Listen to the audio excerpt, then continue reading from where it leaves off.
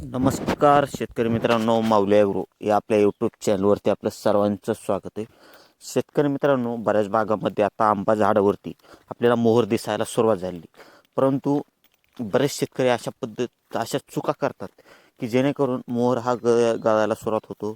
रोगाचा प्रादुर्भाव, चुकीची फवारणी किंवा वेगवेगळे कारणास्तव आपल्याला उत्पादनामध्ये घट ही निर्माण दिसायला सुरुवात होत असते.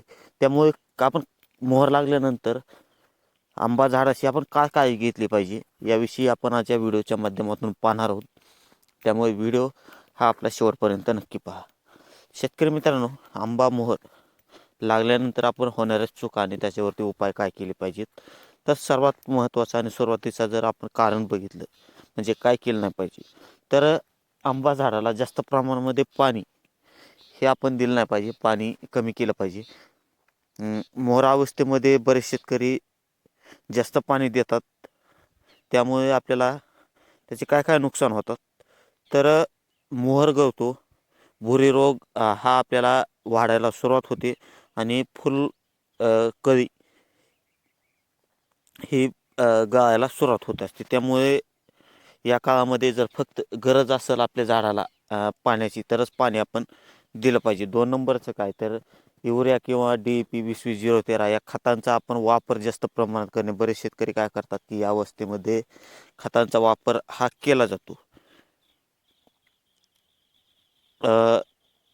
जर खताचा वापर आपण केला तर काय काय त्याचे परिणाम होतात, तर झाडाला नवीन पालवी फुटायला सुरुवात होते.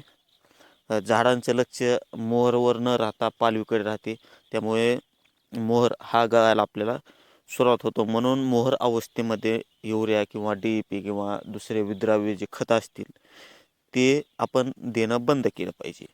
नंतर चुकीची फवारणी आणि औषध जास्त प्रमाणामध्ये एकत्रित करणे. अनेक शेतकरी एकाच पंपामध्ये 3 ते 4 प्रकारचे औषधं मिश्र करून मोहरावरती त्याची फवारणी करत असतात. त्यामुळे याच्यामुळं काय परिणाम होतात, तर मोहर जळतो, फुलं सुकतात आणि फळधारणा ही कमी होते. त्यामुळे नेहमी लक्षात ठेवा, फक्त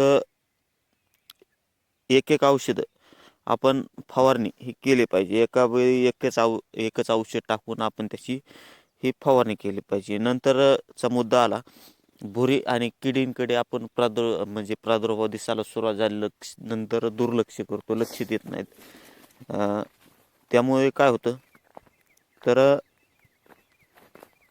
उत्पादनामध्ये आपल्याला 60 ते 70% घट दिसते. मोहर गळायला सुरुवात होतो. त्यामुळे सुरुवातीला योग्य वेळी सल्फर किंवा दुसरे जे फवारणीचे औषध आहेत त्यांची आपण फवारणी ही केली पाहिजे. नंतरचा मुद्दा आला चुकीच्या वेळेस फवारणी करणं.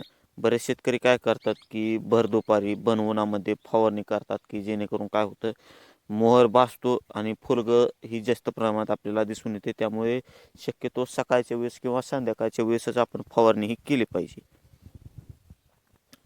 नंतरचा मुद्दा आला फवारणीनंतर लगेच पाणी देणं. बरेच शेतकरी काय करतात की फवारणी केली त्यानंतर लगेच पाणी देतात, की त्यामुळे काय होतं आपल्याला